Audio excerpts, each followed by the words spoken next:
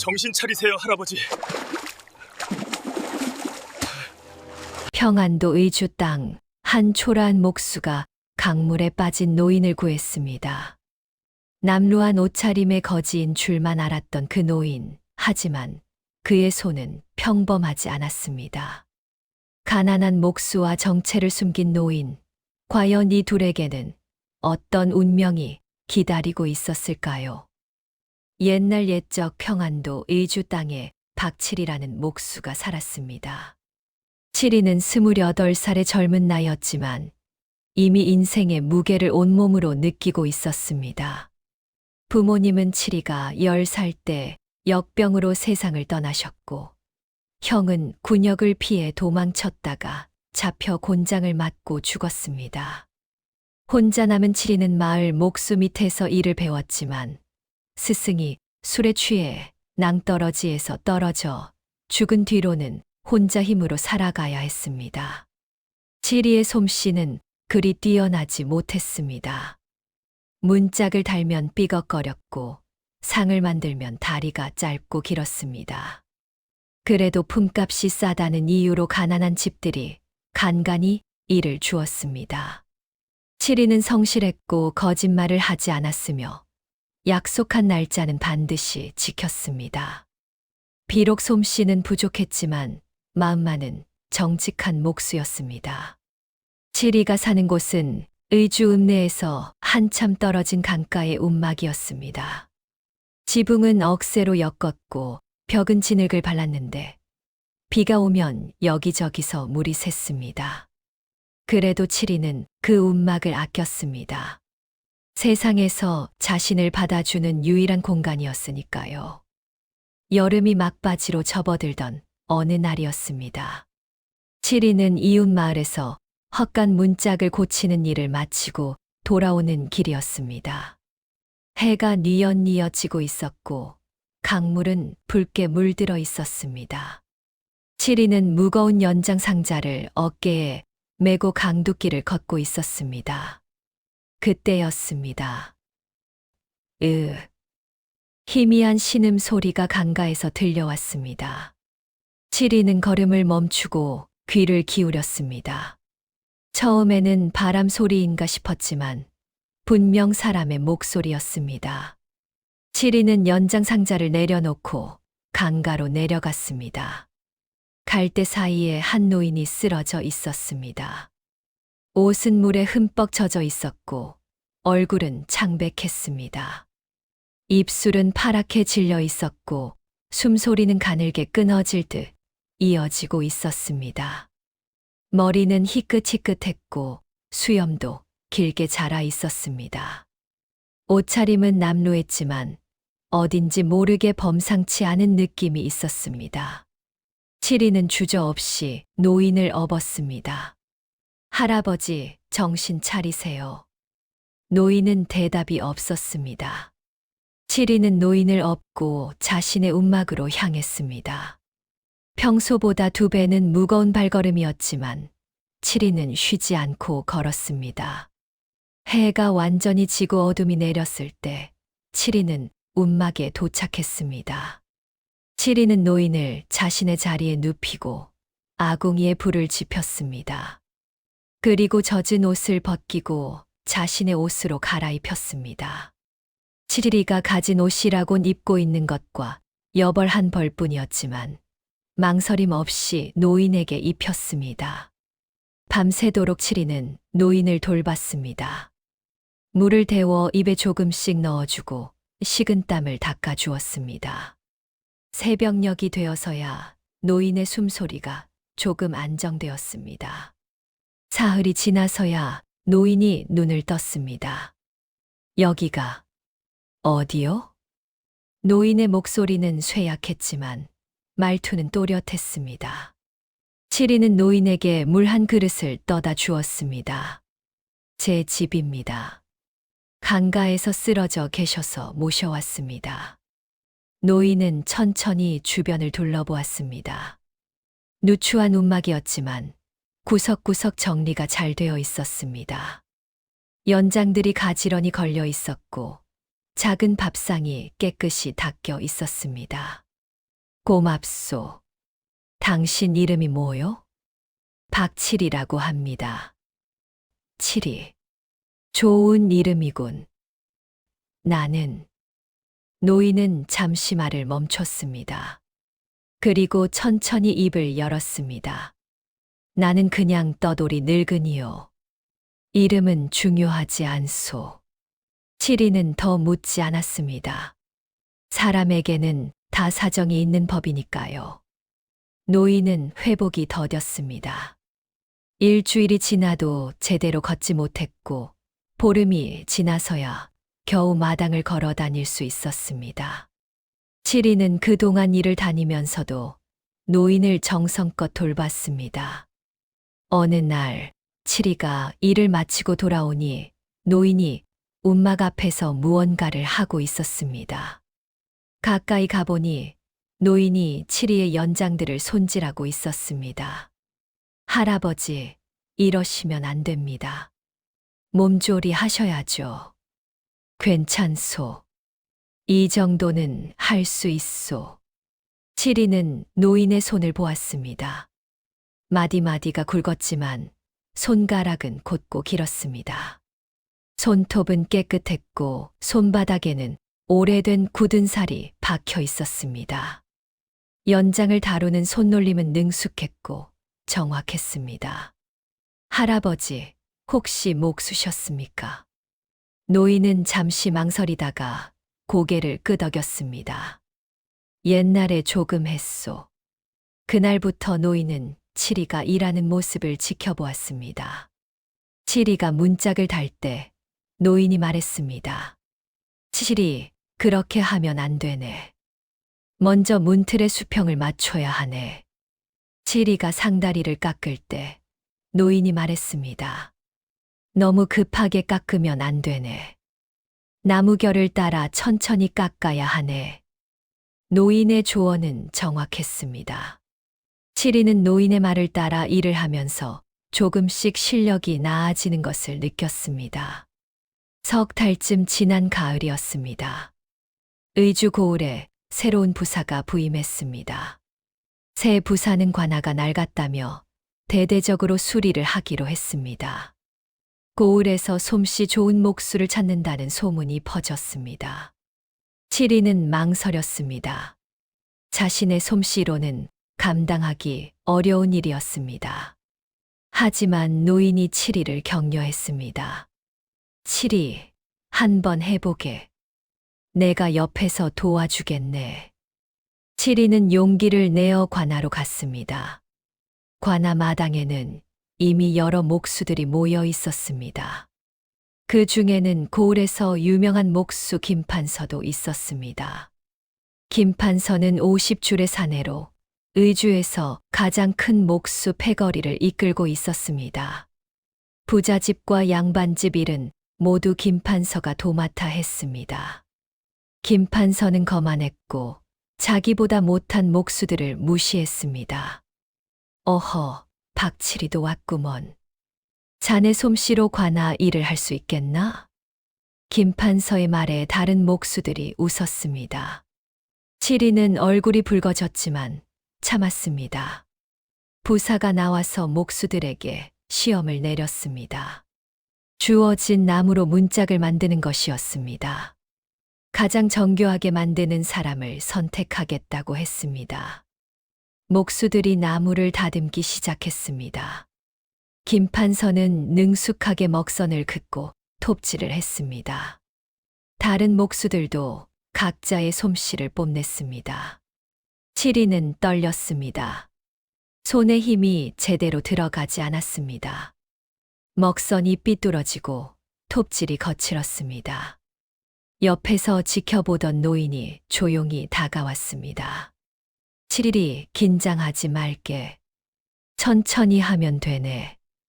노인은 칠이의 손을 잡고 먹선을 다시 그었습니다. 그 손길은 놀라울 정도로 정확했습니다. 직선은 한치의 흔들림도 없었고 각도는 완벽하게 맞아떨어졌습니다. 이제 톱질을 해보게. 칠이가 톱을 잡자 노인이 옆에서 나무를 잡아주었습니다. 그리고 낮은 목소리로 말했습니다. 나무를 보게. 나무가 어디로 갈라지고 싶어 하는지 느껴보게. 신기하게도 칠이의 손에서 톱이 부드럽게 움직였습니다.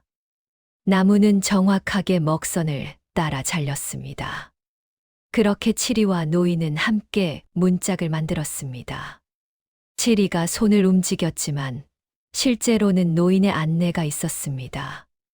노인은 직접 손을 대지 않았지만 옆에서 조언하며 칠이를 도왔습니다.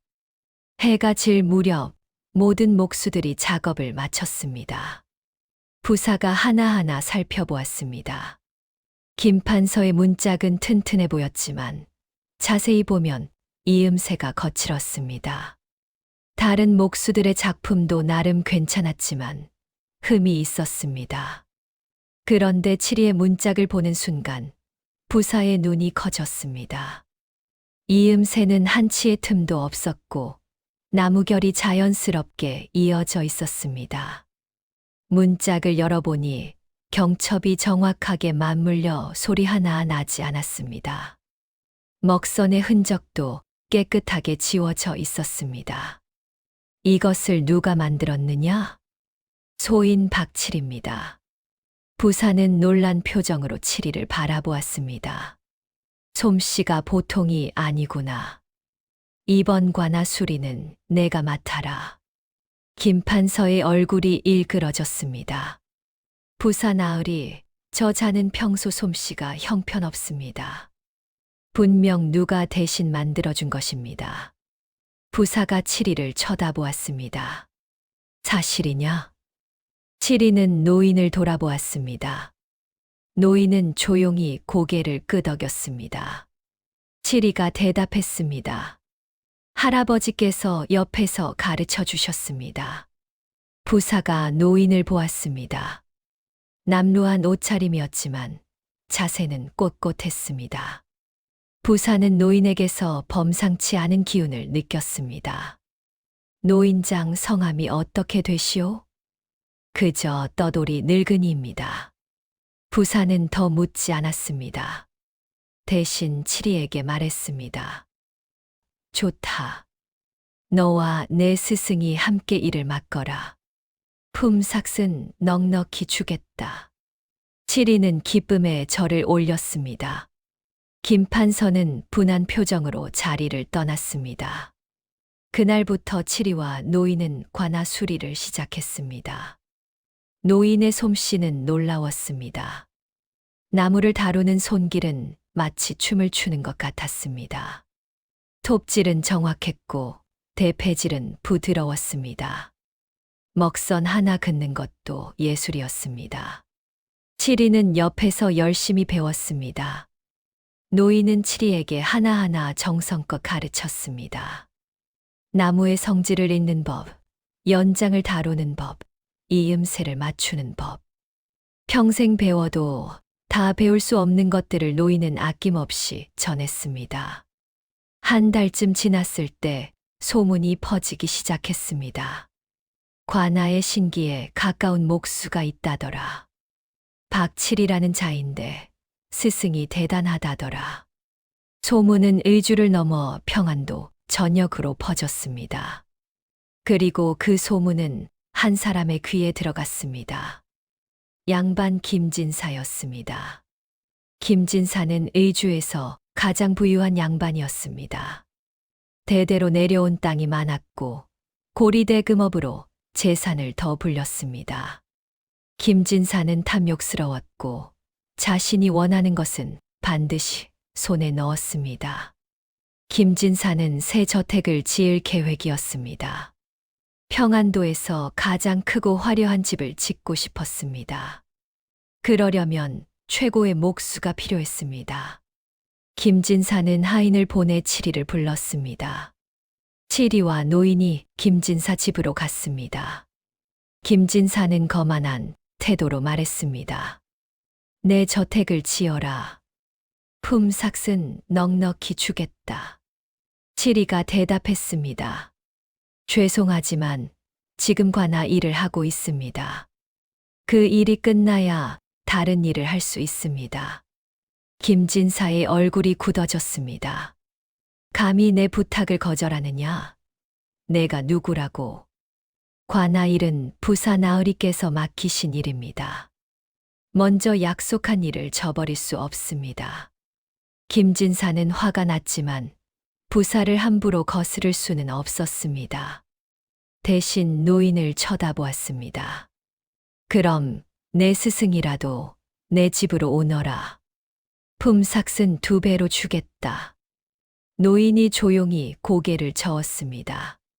감사하지만 제자 곁을 떠날 수 없습니다. 김진사는 모욕감을 느꼈습니다. 평생 자신의 부탁을 거절당한 적이 없었습니다. 김진사는 이를 갈며 말했습니다. 좋다. 두고 보자. 칠이와 노인은 김진사 집을 나왔습니다. 칠이는 불안했습니다. 할아버지, 괜찮으시겠습니까? 저 양반이 보통 사람이 아닙니다. 괜찮네. 우리는 우리 일만 하면 되네. 하지만 김진사는 포기하지 않았습니다. 며칠 후 김진사는 김판서를 불렀습니다. 김판서는 칠이에게 일감을 빼앗긴 뒤로 원한을 품고 있었습니다. 김판서, 저 박칠이란 자를 어떻게든 내 집으로 데려오너라. 방법은 묻지 않겠다. 김판서는 비열한 미소를 지었습니다. 알겠습니다. 나으리. 김판서는 칠이의 움막을 찾아갔습니다. 칠이와 노인이 관아 일을 하러 간 사이 움막 안을 뒤졌습니다. 그리고 노인의 짐 속에서 낡은 보자기를 발견했습니다. 보자기를 열자 김판서의 눈이 휘둥그레졌습니다. 그 안에는 정교한 연장들이 들어 있었습니다. 대패, 끌, 자귀, 먹통.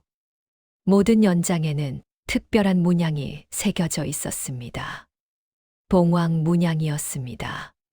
김판서는 그 문양을 알아보았습니다. 궁궐 도편수들만 사용할 수 있는 표식이었습니다. 이것이 설마 저 노인이 궁궐 목수였단 말인가? 김판서는 황급히 김진사에게 달려갔습니다. 나으리, 큰일입니다. 저 노인이 평범한 목수가 아닙니다. 김진사는 김판서의 말을 듣고 욕심이 더 커졌습니다. 그렇다면 더욱 내 것으로 만들어야 한다. 궁궐 목수의 솜씨로 집을 지으면 평안도 전체에서 내 이름이 높아질 것이다. 김진사는 다시 칠이를 불렀습니다. 이번에는 협박이었습니다. 박칠이, 내 스승을 내게 보내지 않으면 너의 모든 일감을 막아버리겠다. 의주에서 더 이상 일할 수 없게 해주마. 칠이는 분노했습니다. 저희는 잘못한 것이 없습니다. 왜 이러십니까? 잘못? 내가 원하는 것을 거절한 것이 잘못이다. 칠이는 김진사 앞에서 물러나지 않았습니다. 할아버지를 넘겨드릴 수 없습니다. 할아버지는 제 은인이십니다. 김진사는 화가 머리끝까지 치솟았습니다. 이놈, 내 주제에 감히 내 명을 거역하느냐? 김진사는 하인들에게 명했습니다. 저놈을 잡아 곤장을 쳐라. 하인들이 칠이를 붙잡았습니다. 칠이는 저항했지만 여러 명의 하인을 당해낼 수 없었습니다. 곤장이 칠이의 등을 내리쳤습니다. 그때였습니다. 그만두시오. 노인의 목소리가 들렸습니다. 노인이 김진사 집 안으로 걸어 들어왔습니다. 노인의 걸음걸이는 더 이상 늙은이의 것이 아니었습니다. 등은 꼿꼿했고 눈빛은 날카로웠습니다. 할아버지, 오시면 안 됩니다. 칠이가 외쳤지만 노인은 개의치 않았습니다. 김진사, 그 아이를 놓아주시오. 내가 할 말이 있소. 김진사는 노인을 보며 비웃었습니다. 늙은이, 이제야 정신을 차렸구먼. 내 집을 짓겠다는 거냐? 아니요. 다만 당신의 무례를 더 이상 참을 수 없소. 뭐라고? 내가 감히. 노인은 품속에서 보자기를 꺼냈습니다. 그리고 그 안에 연장 하나를 들어 올렸습니다. 봉황 문양이 선명한 대패였습니다. 이것이 무엇인지 아시오? 김진사는 그 문양을 보고 얼굴이 하얗게 질렸습니다. 그것은. 그렇소. 궁궐 도편수의 표식이요. 마당에 모인 사람들이 술렁거렸습니다. 노인이 계속 말했습니다. 나는 30년 동안 궁궐에서 일했소. 경복궁에 근정전을 지었고 창덕궁에 인정전을 수리했소. 선왕께서 직접 하사하신 연장들이요. 김진사는 말을 잃었습니다. 궁궐 도편수는 왕이 직접 임명하는 자리였습니다. 양반이라 해도 함부로 대할 수 없는 신분이었습니다.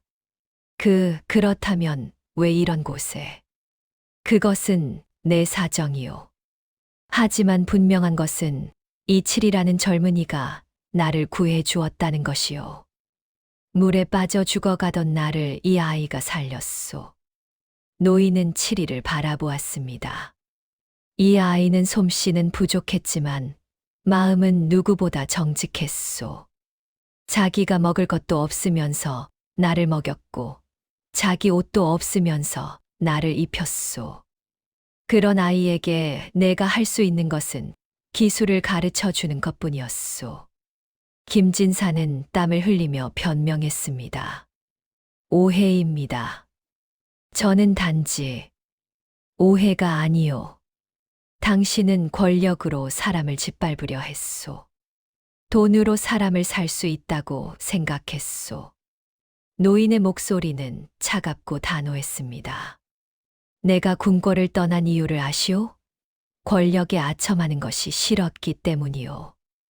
양반들의 욕심에 시달리는 것이 지겨웠기 때문이요. 김진사는 무릎을 꿇었습니다. 용서해 주십시오. 제가 잘못했습니다. 노인은 김진사를 내려다보았습니다. 나에게 용서를 구할 필요 없소. 이 아이에게 사과하시오. 김진사는 칠이를 향해 절을 했습니다. 미안하오. 내가 잘못했소. 칠이는 어리둥절한 표정이었습니다. 평생 양반에게 절을 받아본 적이 없었습니다. 노인이 칠이의 어깨에 손을 얹었습니다. 칠이, 우리 가세. 두 사람은 김진사 집을 나왔습니다. 그날 밤 움막에서 칠이가 물었습니다. 할아버지, 정말 궁궐 도편수셨습니까? 노인은 고개를 끄덕였습니다. 그렇네. 하지만 그것도 이제는 옛날 일이네. 왜 떠나셨습니까? 노인은 한참을 침묵했습니다. 그리고 천천히 입을 열었습니다. 늙으면 쓸모 없어지네. 궁궐도 마찬가지였네. 손이 떨리고 눈이 침침해지니 사람들이 나를 밀어냈네. 평생을 바쳤지만 결국 버려졌네. 칠이의 가슴이 아팠습니다. 그래서 떠돌다가 물에 빠진 것이었구나. 그렇네. 사는 것이 너무 힘들었네. 차라리 물에 빠져 죽는 것이 낫겠다고 생각했네. 노인의 목소리가 떨렸습니다. 그런데 자네가 나를 구해줬네. 자기 것도 없으면서 나를 살렸네. 그때 깨달았네. 세상에는 여전히 좋은 사람이 있다는 것을. 칠이는 눈물이 났습니다. 할아버지, 칠이 고맙네. 자네 덕분에 나는 다시 살 이유를 찾았네. 두 사람은 한동안 말없이 앉아 있었습니다. 그 후로 노인은 칠이에게 더욱 열심히 가르쳤습니다. 궁궐에서 배운 모든 기술을, 평생 쌓은 모든 지혜를 아낌없이 전했습니다. 관아 수리가 끝났을 때 부사는 크게 만족했습니다. 평안도에서 가장 훌륭한 관아가 되었구나. 7이, 내 솜씨가 대단하구나. 7이가 대답했습니다. 모두 할아버지 덕분입니다. 부사는 노인에게 절을 했습니다. 노인장 신분을 밝혀주시면 조정에 아뢰어 벼슬을 하사받을 수 있을 것이요. 노인은 고개를 저었습니다. 고맙지만 괜찮소. 이제는 평범하게 살고 싶소. 부사는 안타까워했지만 더 이상 강요하지 않았습니다. 대신 넉넉한 품삯을 주었습니다. 7이와 노인은 그 돈으로 움막을 고쳤습니다. 지붕을 기와로 올리고 벽을 튼튼하게 쌓았습니다. 작은 집이었지만 두 사람에게는 충분했습니다. 겨울이 왔습니다. 노인의 건강이 나빠지기 시작했습니다. 기침이 잦아졌고 숨쉬기가 힘들어졌습니다. 7이는 정성껏 노인을 돌봤습니다. 약을 구해다 다리고 따뜻하게 해드렸습니다. 어느 눈 내리는 밤이었습니다. 노인이 7이를 불렀습니다. 7이, 내 말 좀 들어보게. 네, 할아버지. 나는 이제 오래 살지 못할 것 같네. 무슨 말씀을 그렇게 하십니까? 노인은 7이의 손을 꼭 잡았습니다. 자네에게 주고 싶은 것이 있네. 노인은 품속에서 보자기를 꺼냈습니다. 봉황 문양이 새겨진 연장들이었습니다. 이것을 자네에게 주겠네. 안 됩니다. 이것은 할아버지의. 아니네. 이제는 자네 것이네. 노인의 목소리는 단호했습니다. 7이, 기술은 혼자 가지고 있으면 죽는 것이네. 다음 세대에 전해져야 살아남는 것이네. 내가 궁궐에서 배운 것들을 자네가 이어주게. 7이는 눈물을 흘렸습니다. 할아버지, 저는 아직 부족합니다. 아니네. 자네는 이미 훌륭한 목수가 되었네. 기술도 중요하지만 더 중요한 것은 마음이네. 자네는 정직하고 성실하네. 그것이 가장 중요한 것이네. 노인은 7이를 꼭 안아주었습니다. 고맙네, 7이. 자네 덕분에 행복했네. 며칠 후 노인은 조용히 눈을 감았습니다. 7이는 노인을 마을 뒷산에 정성껏 묻었습니다. 무덤 앞에는 작은 비석을 세웠습니다. 이름 없이 그저 스승이라고만 새겼습니다. 봄이 왔습니다. 7이는 혼자서 일을 시작했습니다. 노인이 가르쳐준 대로 정성껏 나무를 다뤘습니다. 7이의 솜씨는 점점 나아졌고 소문이 퍼지기 시작했습니다. 박칠이가 만든 가구는 100년을 간다더라. 박칠이의 손은 신의 손이라더라. 사람들이 찾아왔습니다. 부자도 가난한 사람도. 7이는 차별하지 않았습니다. 모두에게 정성껏 일해 주었습니다. 어느 날 김진사가 찾아왔습니다. 7이, 내 집을 지어주겠는가? 7이는 잠시 생각했습니다. 그리고 고개를 끄덕였습니다. 좋습니다. 하지만 제 방식대로 하겠습니다. 좋다. 다 맡기겠다. 7이는 김진사의 집을 지었습니다. 화려하지는 않았지만 튼튼하고 아름다웠습니다. 김진사는 크게 만족했습니다. 세월이 흘렀습니다. 7이는 의주에서 가장 유명한 목수가 되었습니다. 하지만 교만하지 않았습니다. 여전히 작은 집에 살았고 소박하게 지냈습니다. 그리고 7이도 제자를 받았습니다. 가난한 아이들, 버림받은 아이들. 7이는 그들을 거두어 기술을 가르쳤습니다. 스승님, 왜 저희 같은 아이들을 가르치십니까? 한 제자가 물었습니다.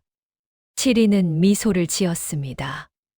내 스승님이 나를 가르쳐 주셨기 때문이다.